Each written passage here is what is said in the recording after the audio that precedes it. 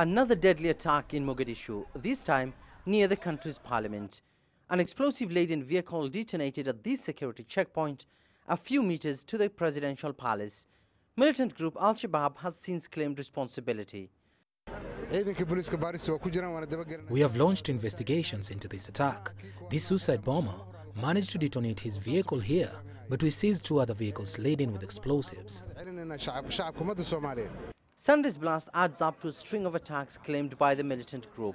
Less than a week ago, at least 14 people were killed and several others wounded when a car bomb blew up outside a popular hotel in Somalia's capital and not far from Somalia's parliament.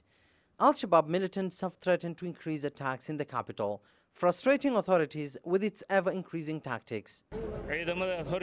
The suicide bomber arrived at this security checkpoint. After seeing that he would be captured, that's when he detonated his vehicle. It's clear that the terror group has no sympathy for the Somali public and only want to carry out attacks in Mogadishu so as to get global attention. In February, twin car bombings claimed by Al-Shabaab left 38 people dead in Mogadishu. The attackers targeted both the presidential palace and the country's intelligence headquarters.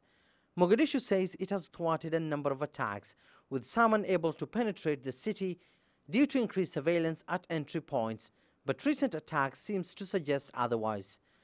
On Saturday, lawmakers are expected to meet for the first time in weeks to debate an impeachment motion against Somalia's Parliament Speaker Mohamed Usman Jawari.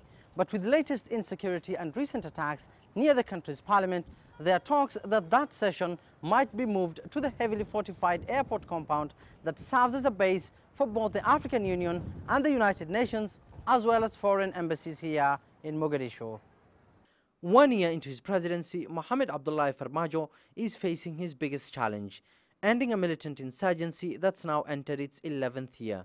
But despite latest setbacks, authorities here remain optimistic of winning against Al-Shabaab, a militant group that's now ranked Africa's deadliest terrorist group. Abdulaziz, Billow, CGTN, Mogadishu, Somalia.